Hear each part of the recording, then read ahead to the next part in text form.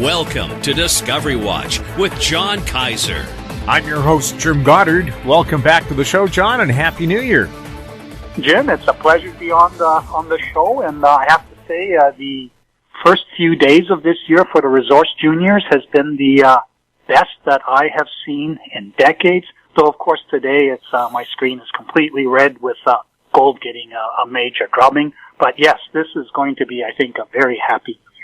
John, Scandium International has doubled in price since we last talked about the company in early November. Have there been any new developments?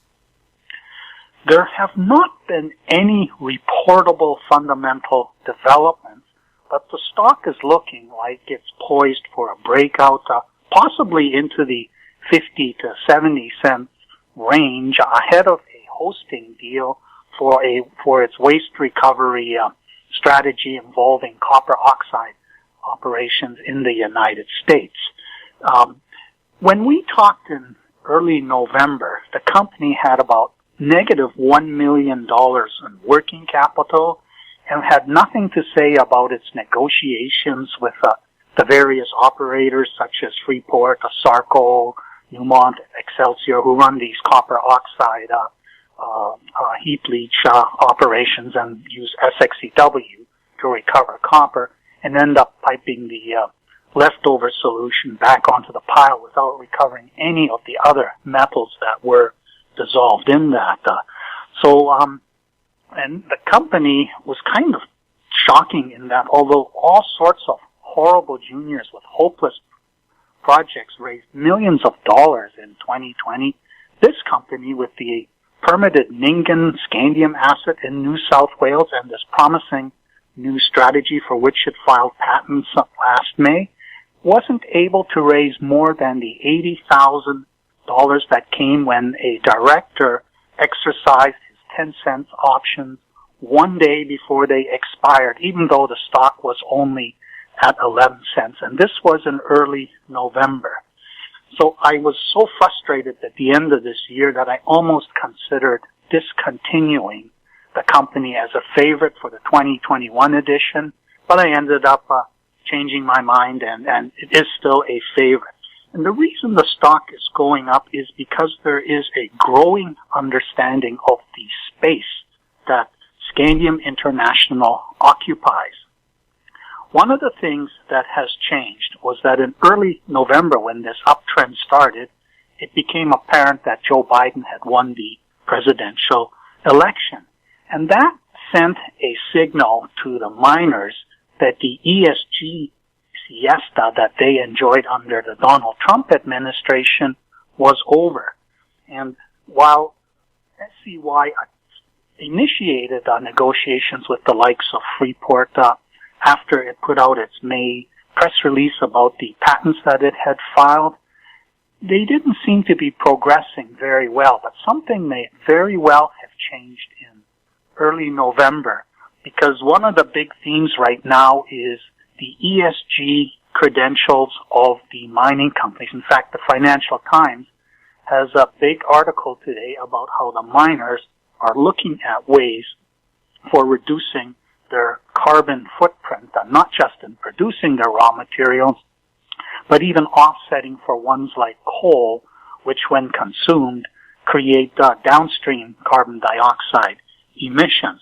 So they're all now suddenly much more interested in other strategies beyond their bread and butter mining of copper and iron to boost their ESG credentials, especially with this new chief taking over in the Norwegian Sovereign Wealth Fund, and he comes from an activist background, and he would like to take this fund and start using it to cudgel companies into adopting better ESG practices.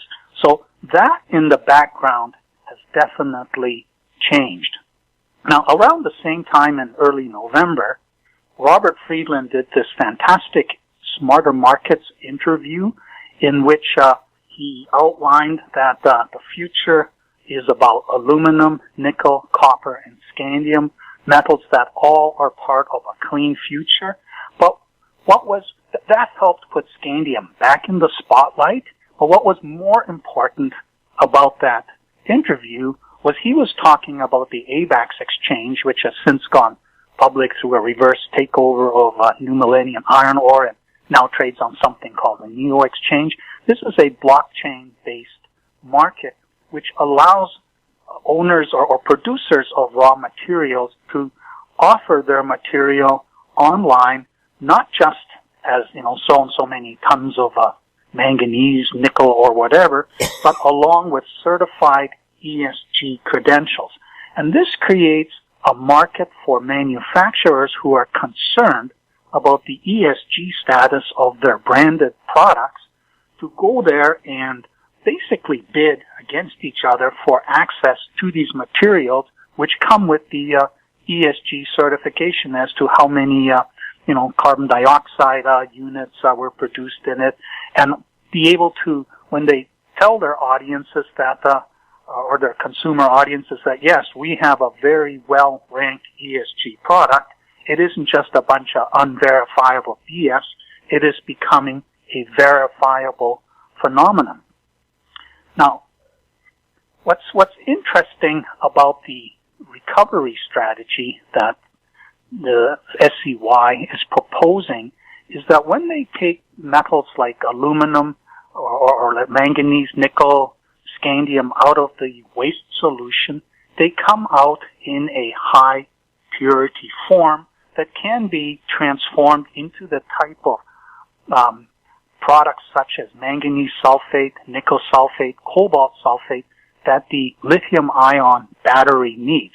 And these are part of the whole electric vehicle fleet out there. And the big story emerging from 2020 is that the electric vehicle fleet build-out is happening much faster than the biggest optimists imagined back in 2016-17 when we had the lithium cobalt mania. And of course, the higher end products such as the Tesla models, these are being bought by people whom you might describe as 1%ers. And the other interesting thing that sort of came out in November was this United Nations emissions gap report, which said that the goals of reaching certain CO2 levels will not be met by all the policies that are currently in place. And they observed that the wealthiest 1% of the world's population had a carbon dioxide or greenhouse gas footprint that was double that of the bottom 50% of the world's population. And they further estimated that if this group could reduce their footprint to 3% of its current level, that could fill that gap between what we see now in the policy trends and what is required to prevent climate changing from reaching a runaway, hopeless tipping point.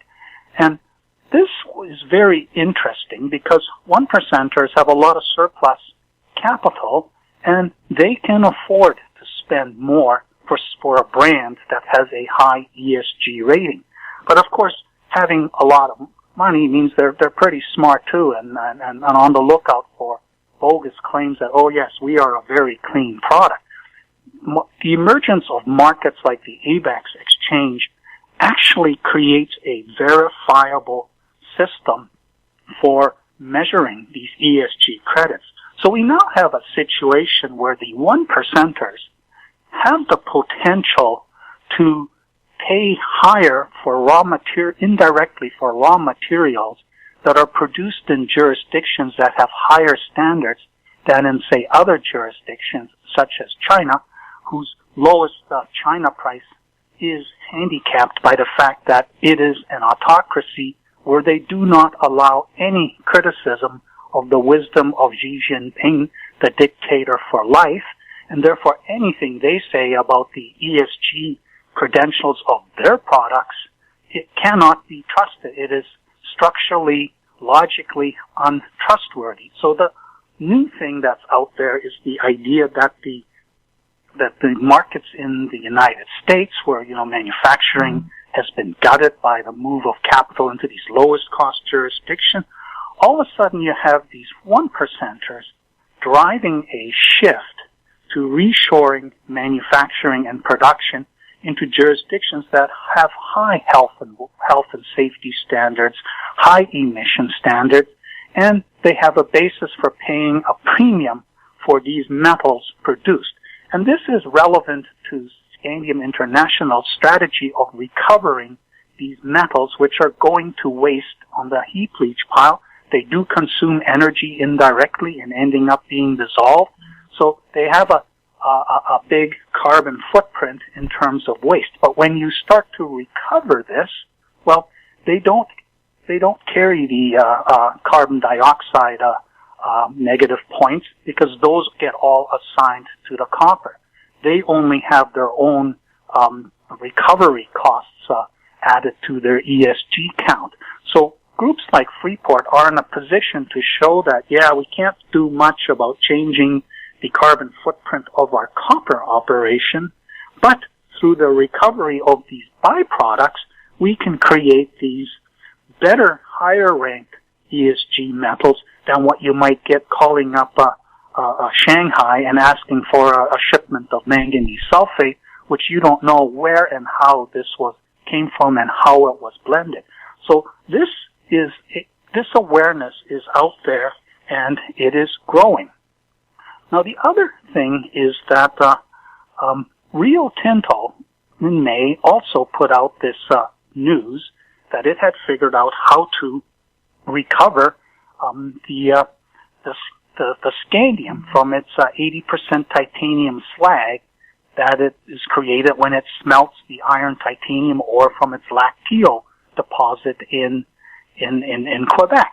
Now, they have for decades sold 80% titanium slag to pigment makers, but the pigment makers have switched to new processing technology that requires 95% titanium dioxide equivalent, rutile equivalent, and Rio Tinto was in danger of losing the market for its 80% titanium slag. So necessity was the mother of invention. They figured out how to upgrade it, and in the process, they figured out how to strip the scandium out of this. Now, by my estimates, if you take the 70 ppm of scandium that sits in this Lacteo iron titanium ore, they have potential to produce 50 to 70 tons of scandium oxide annually from this source. They have not disclosed their recoveries or their own numbers, so this is just a calculated guess on my part.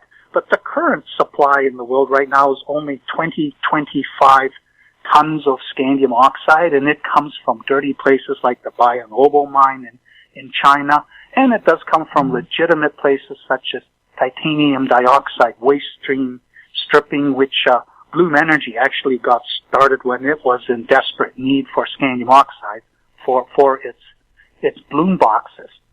So so now we have the two potential solutions to the chicken and egg problem that has plagued the scandium market. Which comes first, the offtake orders from the end users or the supply from the primary mines such as Ningen or Cleantech's Sunrise mine? And the problem is that once you get the offtake orders, it still takes 2 years or so to build your mine, commission it, and be able to deliver. But once an end user decides they want to use aluminum scandium alloy as a lightweighting technology in their ESG branded products, they want it tomorrow, next week, next month. So it has been a hopeless problem.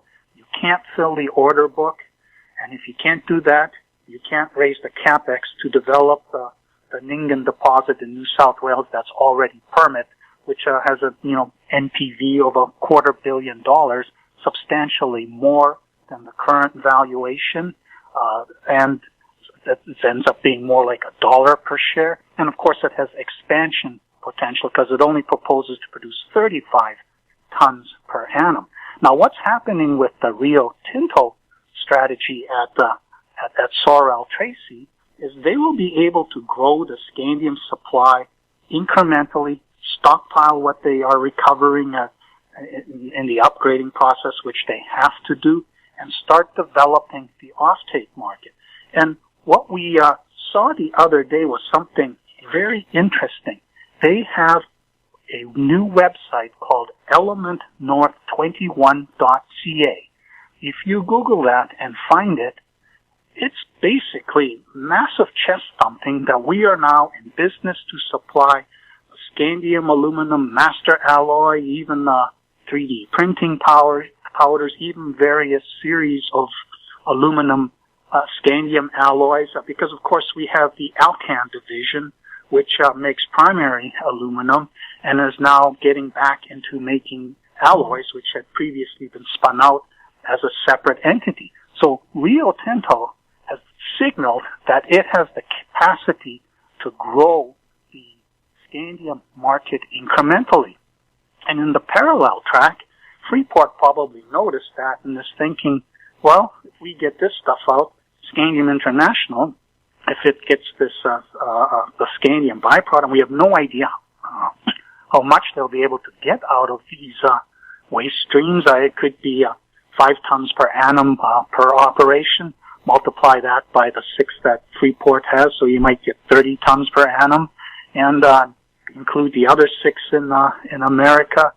You might double that to 60, go to South America and apply it there. You could end up getting 100, maybe 200 tons per annum. So this incremental growth of scandium supply potential starts to crack this chicken and the egg problem. And the market is seeing this. They've seen the stock trend up, and they're not sure whether it's just people guessing that it's all coming together, or whether somebody in the know who understands that the negotiations are going very well and that a deal is inevitable, whether this is driving this higher. But this is what's going on in the background. The stock's 26, 27 cents today. I suspect it will break out, park itself into the 50 to 70 cent range while it waits for an announcement. When the announcement comes, that'll be the time to do a $5-10 million financing that cleans up the existing debt, puts money in place for whatever SCY share of recovering the waste stream will be, and also to build a melt shop to produce, say, 3 tons per day of master alloy that it can start supplying directly to a Grangees who needs this tomorrow for its heat exchanger, but is unwilling to do an offtake deal that might produce it 2 to 3 years from now. So all of a sudden, you can get this going.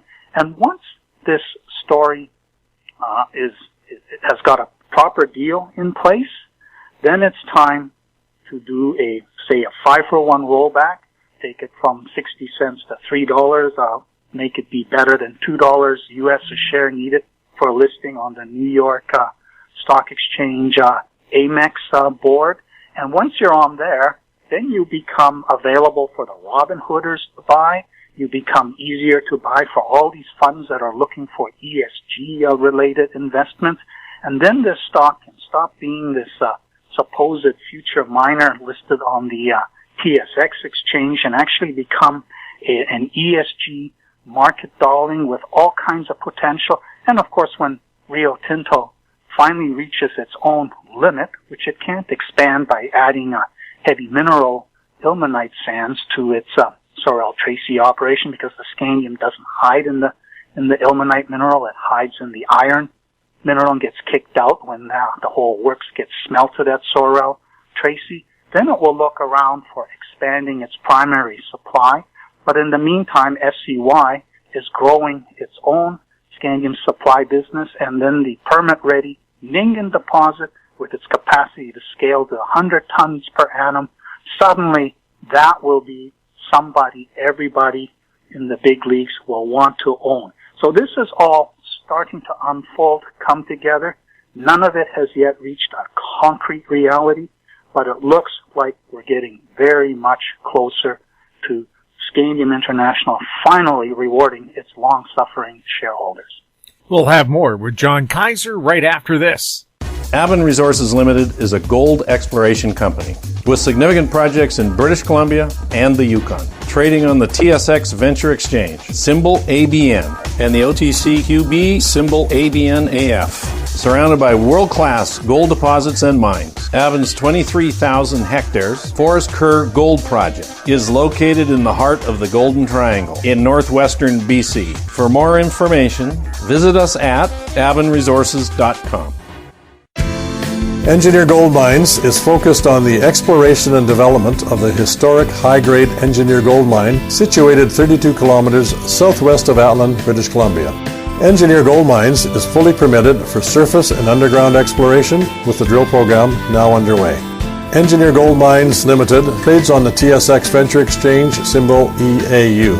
For more information, please visit us at engineergoldmines.com.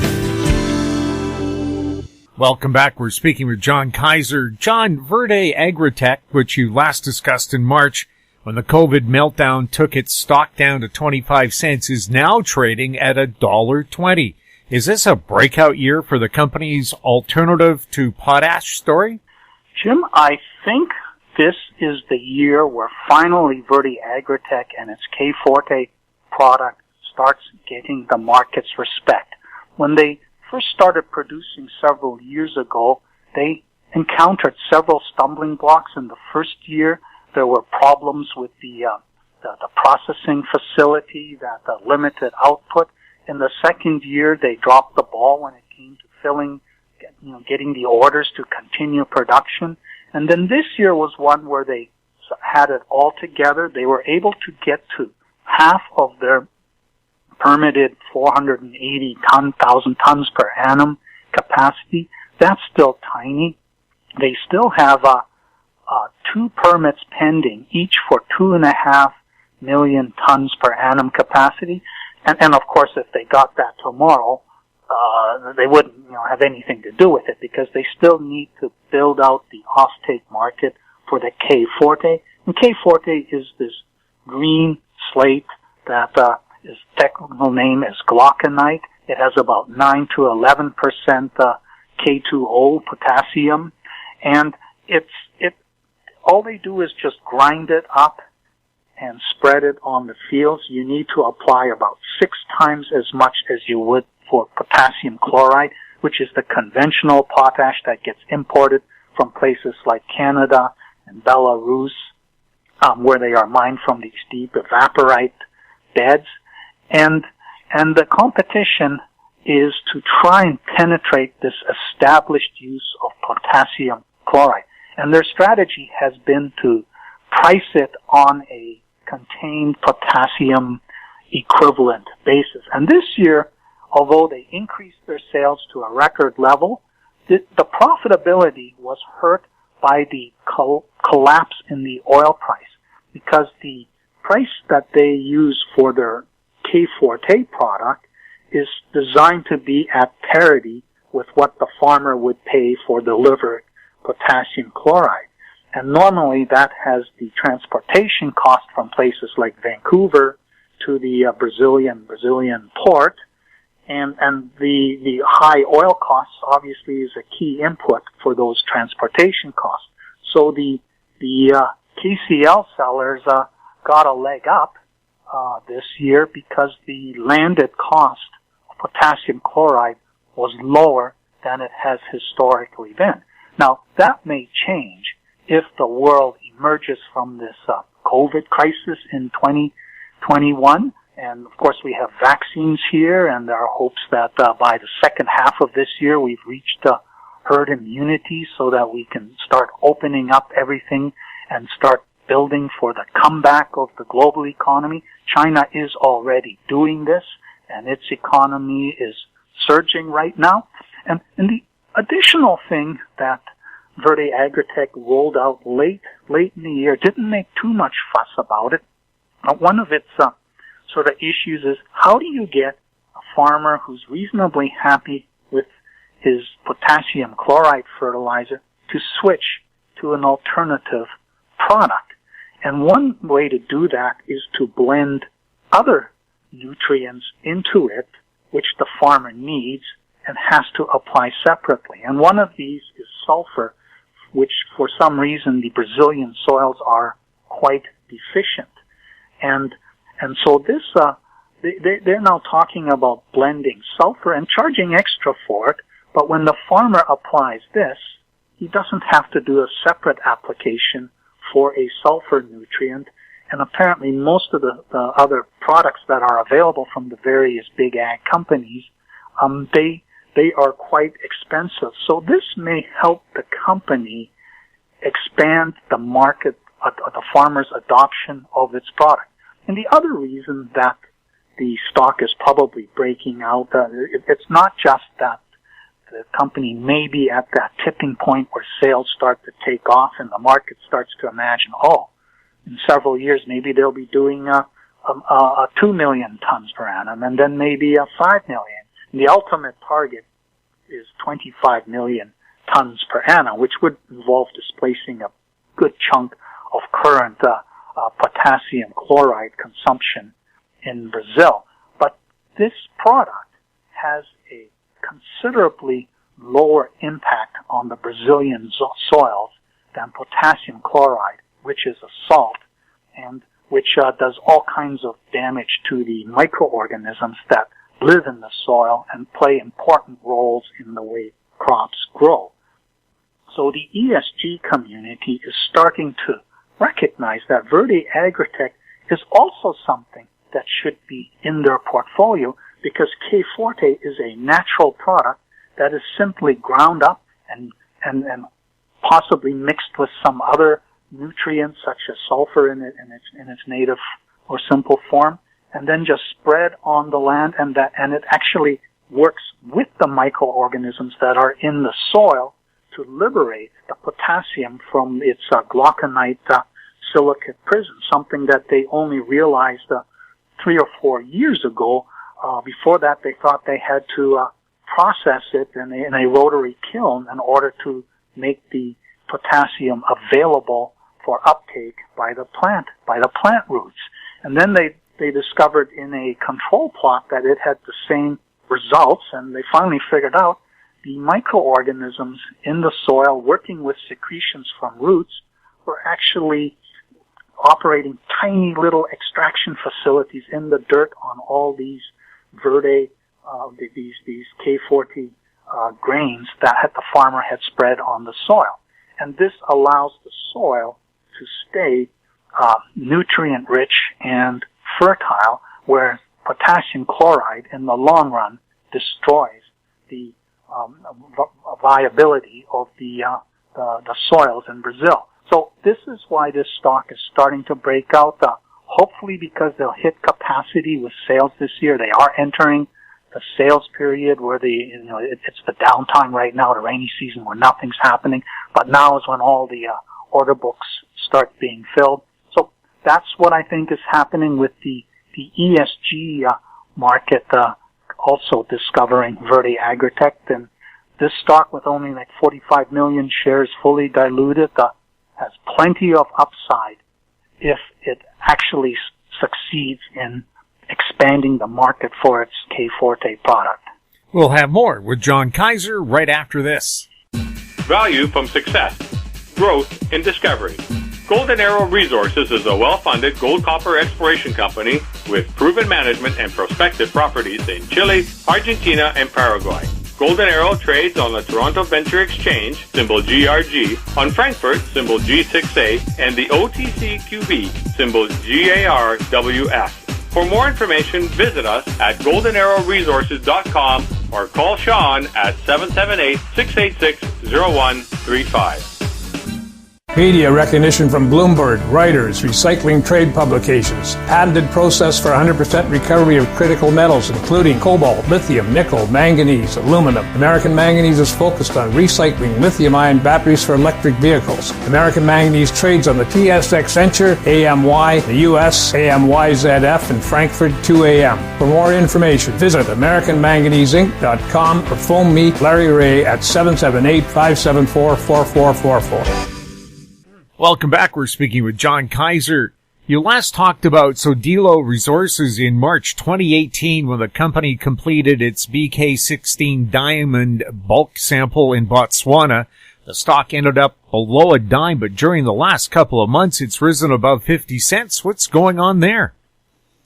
Well, Jim, the asset of the company that I was least excited about when I was covering this in that whole period of 2012 to 2018 is the Kaiser iron deposits that they discovered during that 2010 to 2015 exploration cycle. Now, I followed Sodilo for since about 2000 because of its diamond strategy. At first, it was in the western part of Botswana, where Ashton had found a field of kimberlites, and it thought there might be other kimberlites that weren't barren like the ones Ashton found.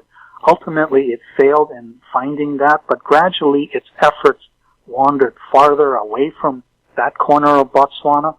It ended up in this area in northern Botswana to the west of the Okavango Delta, and there they, with the geophysics that they flew, showed all these magnetic anomalies, and they were still looking for kimberlite pipes buried under the sand cover, so not outcropping and able to be discovered by tripping over it, and not really having any of those termite mound grinds available for discovery. And when they drilled this, they discovered that these were blind iron ore deposits, and they ended up drilling off hundreds of millions of tons.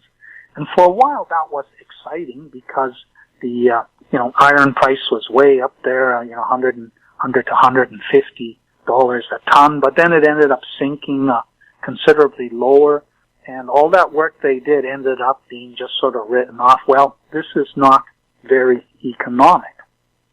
But iron ore today is at $165 to $170 per ton, all thanks to China's rebound from its severe COVID pandemic lockdown, and they're busy building stuff again, and the BHPs and Rio Tintos in the Pilbara of Australia can't stop shipping the iron ore. Now, the Chinese are messing with the Australians with metallurgical and thermal coal and saying, oh, it's too dirty, we can't let you in.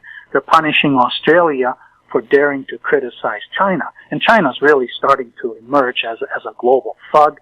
It's adopted its wolf warrior policy where it threatens other countries if they don't say nice things about China. But the iron ore is something they definitely need. And of course, Brazil had its tailings dam collapse disaster, so that ability to produce from Brazil has been curtailed somewhat. So we have quite high iron prices, and we have the scenario that with a Biden administration, especially with the victory in the Senate runoff, splitting the Senate 50-50 and giving the vice president the deciding vote, it now becomes possible that Trump's promise to embark on infrastructure renewal can actually be kept.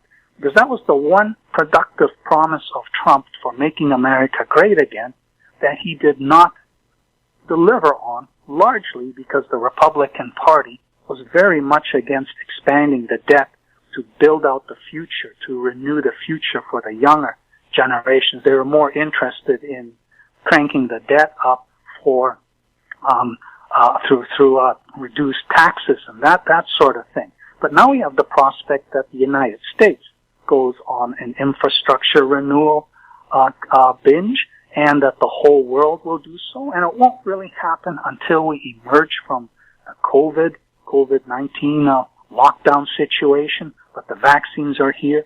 Hopefully these mutations that are showing up remain covered by the vaccines. So by the end of this year, the whole world could be cranking as it works to make a comeback that doesn't just reestablish the status quo, but actually makes things bigger and better. And the Botswana government is watching the diamond market being slammed by the emergence of synthetics. It's become concerned on its dependency on its diamond production. And so it's looking at these iron assets, and they've gone to James Brooks and say, iron prices are higher. Can you get something happening with these? So for the past year, James Brooks has been dancing with various parties to bring in a partner to start developing these iron assets.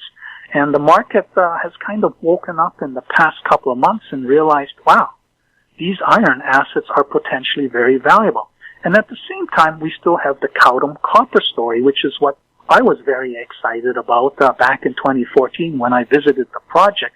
That was when First Quantum spent $15 million doing target development work in that same area west of the swamp, building a case for the Central African belt type of sediment-hosted copper deposits that you find in Zambia and Congo.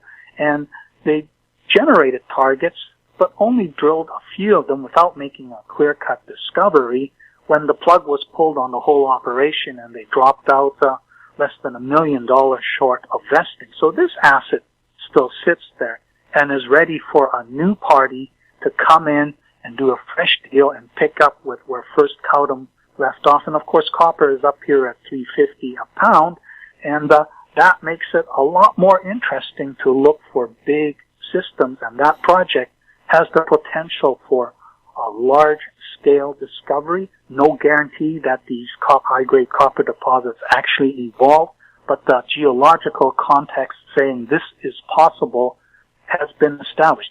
And on the diamond front, well, the stock sagged because we were hoping for 15 to 20 carats per 100 ton grade. It came in only at around 5 carats per 100 ton, and that meant that the sample, the parcel delivered, although it did include type 2A diamonds, was insufficient to really allow a valuation of the diamond population. And so you need a much bigger bulk sample, and of course by then the synthetic stuff was happening, and diamonds went into a funk, and then COVID came along and further knocked the ladder out from underneath the diamond market. So that has been on a standby position. Its future is potentially part of Lucara's Carol operation, which is also stalled now while they await approval for underground development. Lucara, before Ira Thomas took over, did invest in Sodilo when Sodilo was funding its bulk sample. So there is a connection between the companies, and the BK16 may yet end up part of the Lucara Carol operation, and that might end up being of some value to Sodilo. But right now, the stock has come out of its gutter despite a $2 million working capital deficit, because the market is seeing the potential of these iron assets value to far eclipse that $2 million deficit that James Brooks has been struggling with for the past couple years. And that's why this stock is up, and if he can close a deal that advances development, they have less than 50 million shares out, so the potential impact is substantial for this company.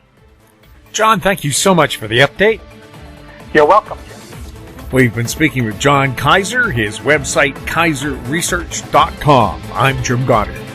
Comments made on Discovery Watch are an expression of opinion only and should not be construed in any manner whatsoever as recommendations to buy or sell any financial instrument at any time. Archived online at howstreet.com. Discovery Watch is a production of How Street Media Incorporated.